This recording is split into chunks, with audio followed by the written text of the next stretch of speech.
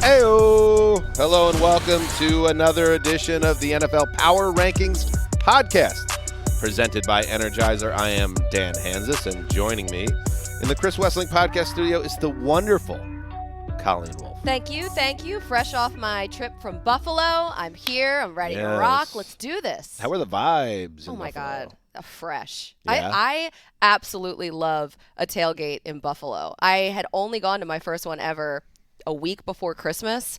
This one, even better. I was showered with gifts and food, homemade cannolis. There was this one group that was doing a high-end tailgate next to us, and they had lobsters and lamb skewers and Camus with wine glasses. It was very classy. So, Wonderful. I mean, you can really go every end of the spectrum there. Yeah, I'm very happy for the people of Cincinnati, but you do feel for those fans in Buffalo. know. I think they were expecting a party and a coronation and got anything but.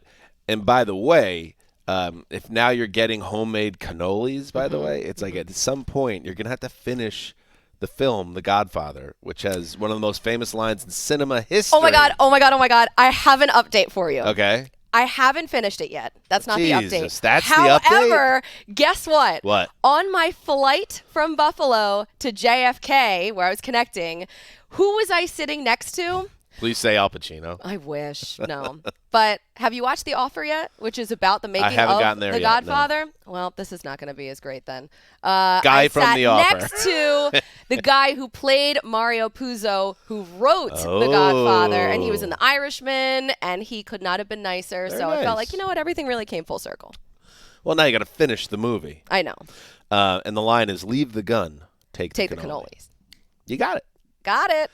So let's get back to Power Rankings, Okay. because this is the Power Rankings podcast presented by Energizer. I think it's a little unfair that I'm doing this still. Why? I feel I am under contract with the NFL. Okay. Part of my contract is you will do Power Rankings throughout the season. You dragged me into this, too. Dragged you Yep. into this, and I apologize. Here we are. What God or what NFL commissioner asks a man to rank these four teams? There's no right ranking. I have no idea how you're doing All this. four of these teams, and this is a reason to be one of the reasons to be excited for championship weekend. Usually, there's one team that's a little like, you're not like the I others, don't know about you. which sometimes adds allure in its own right. But then you have a year like this that doesn't happen often, where all four are the four kind of best teams all season. And check my power rankings. All these teams were hovering around the top for most of the season. Let's check out the final eight. That's all it is now. That's all it is.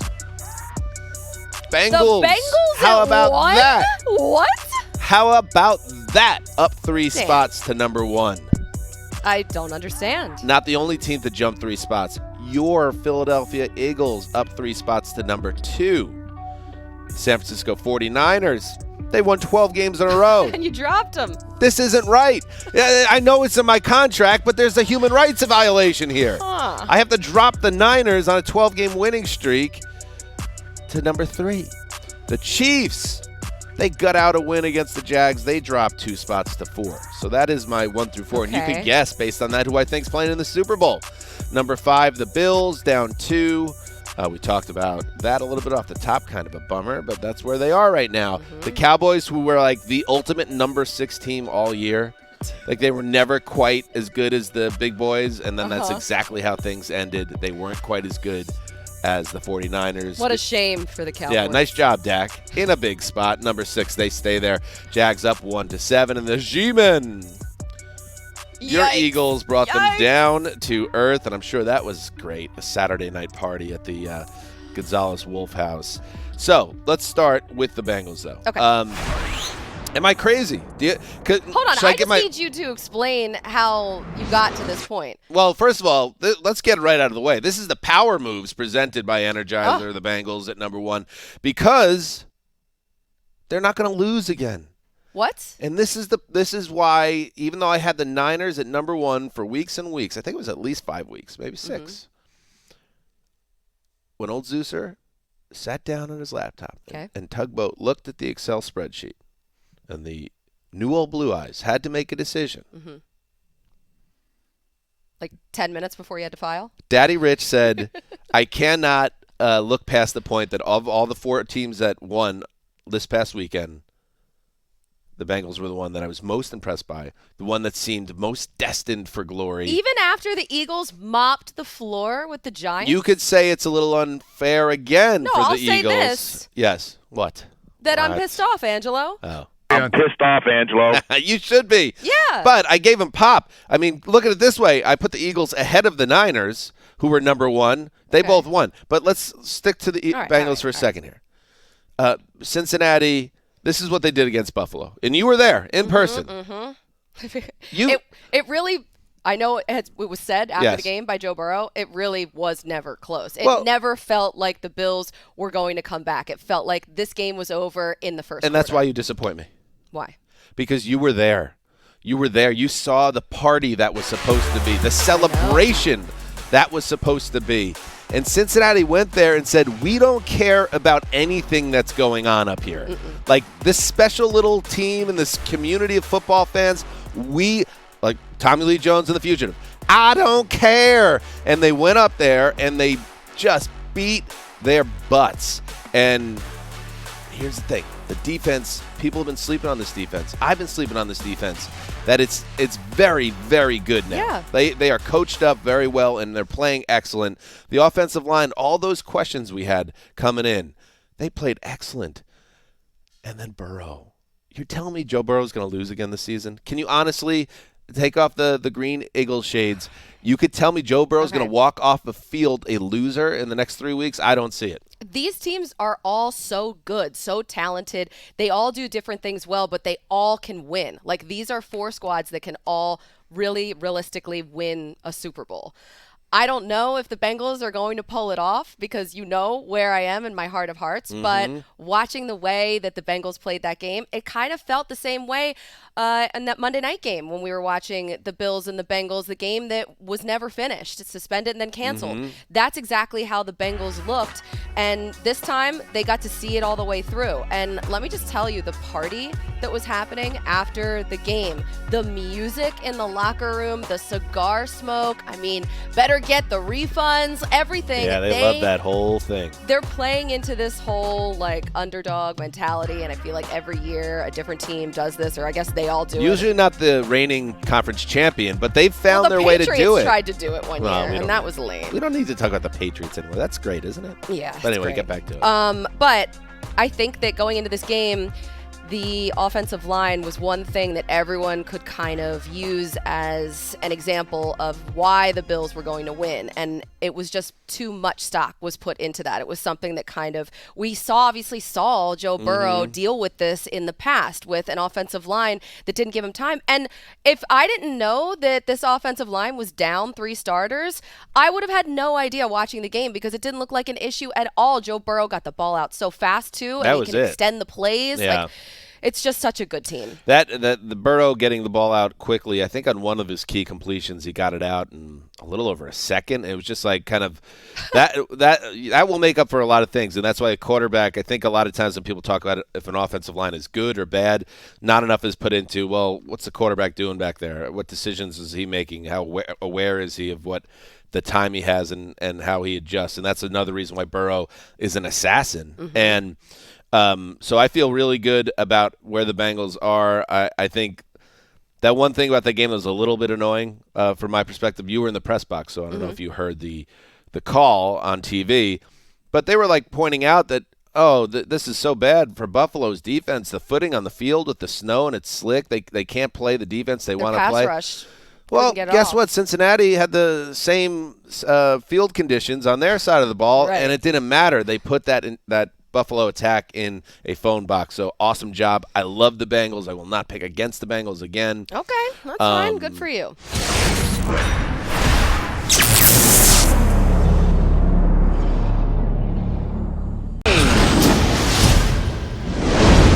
So the Eagles. Let's talk about your Eagles now. I know what you're saying. So you're saying the Eagle. All right, tell me if I'm right about this. All right. This is the Connie Fox logic. Eagles were the best team in football for much of the season. They were undefeated into November. They won the number 1 seed in the NFC. They had the bye to get rested. The quarterback, Jalen Hurts and Lane Johnson came back, and they just blew out a Giant team that people thought were actually good or maybe getting better than good. And after we see that, that's enough to give them the number 1 spot back, and they should be number 1 this week. Yeah. They should be number 1 this week. Again, the logic checks out because you could make a case for any of these teams. A beautiful night with an even more glorious outcome in this game. But Jalen Hurts, the shoulder, that was the thing that everyone was wondering about. He needed that time. He needed that bye week, and he looked just fine. Uncorking a beautiful pass to Devontae Smith. Uncorking is a funny word. You know? I like it. Yeah. Unleashing, uncorking, unfurling. But it's like uncorking's kind of silly. But, and I don't know where it comes from, Yeah. because I only think about a cork with wine. Yeah. So, and Same it's not like, piece. when you uncork wine, you don't really uncork wine. What else? What do you? I'm sorry Champagne? for sending us Champagne. Champagne, Drew.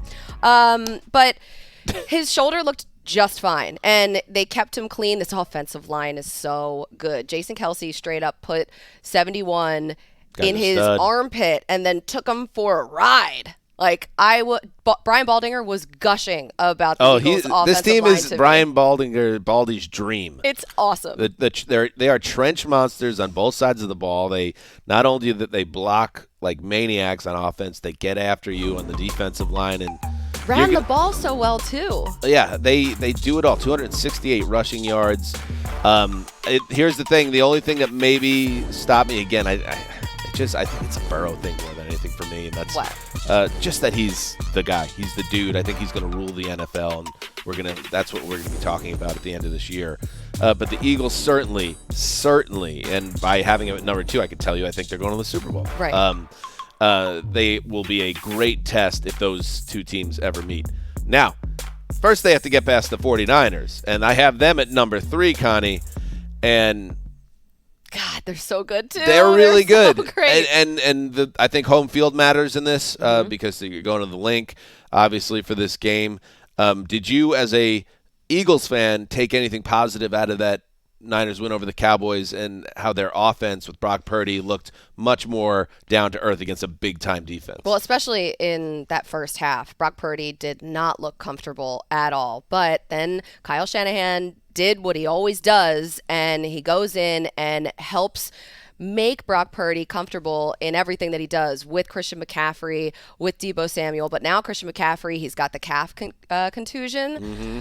He's going to play. And you have Elijah Mitchell, too, who has a groin issue at this point. So a little banged up. Both those dudes. I know. Put them in carbonite and just restore their bodies somehow. Yeah. Well, that'd be weird, too. But I think with these two teams, both of their defenses are really good. And both have so much depth, so they can rotate guys in and out. And they both have really good running games as well. But I think the Eagles, you have to give them the edge because of the quarterback position, and they have home field here. So those two things, I think, will really dictate the outcome of the game. And that's why, Connie, I dropped the Niners that extra spot to 3. But they're so good. I agree with everything you said. I think it's probably going to be another, two teams maybe scoring under 20 affair here. Yeah. Unless, and this is where if you're an Eagles fan, you got to be pumped. And why? Okay. I'm not going to second guess myself because that would be second guessing Joe Burrow, and I do not second guess Joe Burrow at this point.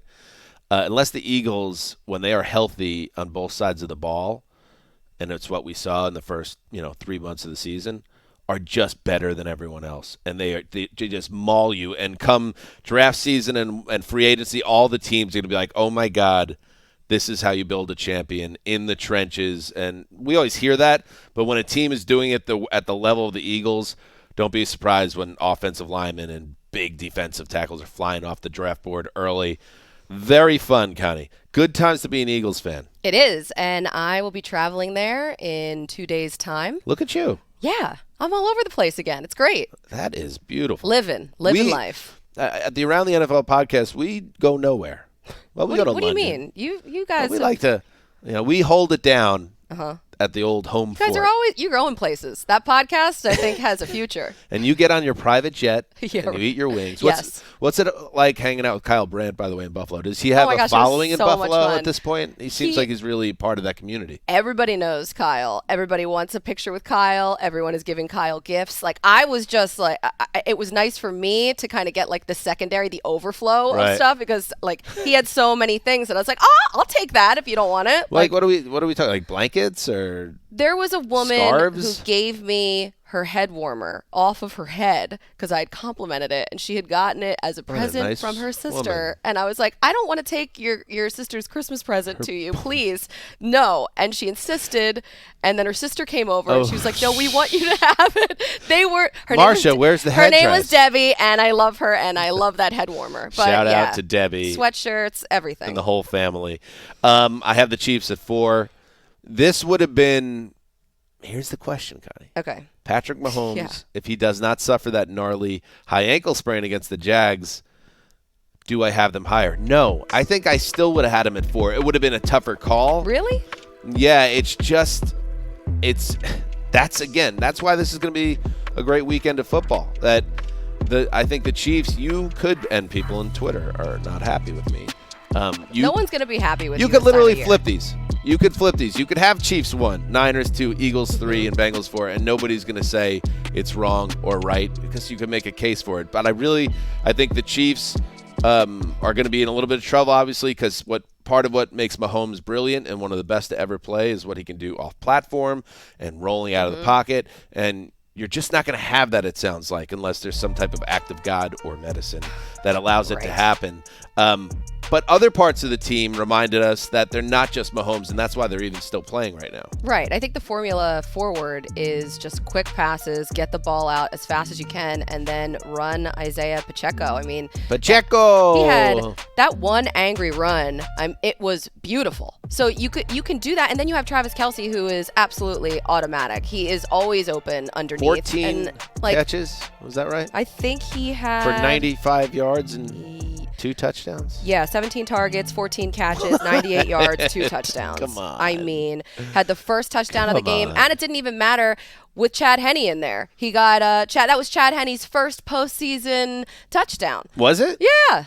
He saved their butts against the Browns a couple years He ago, did. too. And it's it's so Spags, good to have it's a Spag good season. backup. You know that too. Spag season. Like, this As the is when every time in the postseason, Steve Spagnuolo gets his due. Yeah. And I think that it happens again. I mean, Frank Clark Chris Jones was in the zone in Yeah. this game. He looked incredible. The secondary, they leveled up. Juan Thornhill was roaming all over the place. Their rookie, Jalen Watson, he had that one-handed interception. So they have a lot of playmakers. Yeah, one thing that's going to be interesting to watch, and we'll see in terms of Cincinnati's line, is guys get another week to heal. Maybe they get some of their starters back. But one of the things that hurt the Bills was that they didn't have Von Miller, and their pass rush just wasn't up to snuff in the last 6 weeks of the season.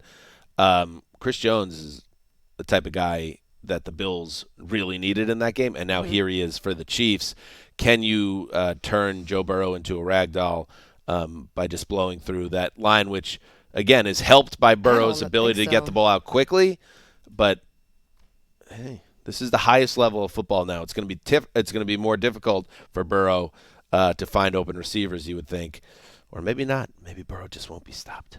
I don't think Number so. one for a reason. I think that he will absolutely win this week. Absolutely. Yeah. I almost want to lock it up.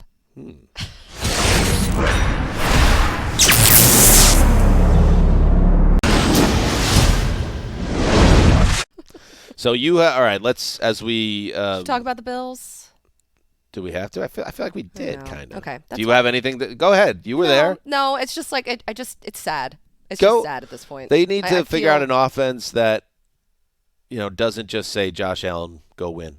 Right. That was what jumped out to me a little bit. It seemed to be more and more like that, and especially when you get at this level of the season, that's not going to work when the teams are at this level. And it's no surprise elite they competition. still couldn't run the ball, and you have to be able to run the ball in the postseason, and you have to be able to do it in the snow. Yeah, I hear you on that. Okay. You want to talk about the Cowboys? I think the Cowboys are the most number 6 team has ever been. I think Dak Prescott has a lot to answer to for this performance. Uh-huh. I think you're loving it. I think The final play was really just chef's kiss. Yeah, that was. I wrote actually in the power rankings, which everyone could check out at NFL.com/power rankings, that last January's the playoff exit against the Niners. It was at Jerry World, was super frustrating. Where they, he ran the QB draw, slid down, they ran out of time, they were blaming the refs. It was an ugly ending, very frustrating for the Cowboys. This ending was just sad. Yeah. It's just kind of depressing. Like that was the last play of this year that once again, all the hype. And let me just read a Even Dak the quote here. team's Twitter account went after him. Yeah, went what is after up? Dak. Like that is. What do you think about that? I don't know. Listen, we work for the NFL too, and we'll criticize, and we often do when necessary. But when you're the team Twitter account and you're kind of hanging the quarterback out to dry, Yikes. That's interesting. Here is a quote from Dak Prescott after Sunday's game. And he had accountability. And Dak's a good dude, by all counts. So this isn't an attack of the man's character. He said, if I had the answers, then we would have won tonight. Too early, too soon. And I promise you, we will, though. Let me try that again. And I promise you, we will, though. In my time playing on this team, for this organization, we will. And one of these years, Connie, the Cowboys, whether it's Dak or whomever else, are going to have to back up the words. Yeah. So many words, but not enough action. Yeah, that's the issue. And now Ezekiel Elliott, what's his future look like with the team now that Tony Pollard is such a big part of the offense finally? And you just have to wonder, like, what goes on, because the pressure, and we've talked about I don't know if we talked about it today, but maybe you guys talked about it on the recap around the NFL pod. But the pressure on these quarterbacks now as they get close and then they don't deliver, like Josh Allen, like Dak Prescott, especially for a team like the Cowboys and an owner like Jerry Jones. It's only going to get more difficult, and I would imagine they only get more inside their own heads about it. Mm-hmm. Oh, you mean the Jerry Jones who went out on the field during pregame warm-ups to talk to his Maher? kicker after he missed a couple attempts in his Sure, that warm-ups? helped. Oh my God. Do you think that Jerry might be living with this team every snap, every second? You think?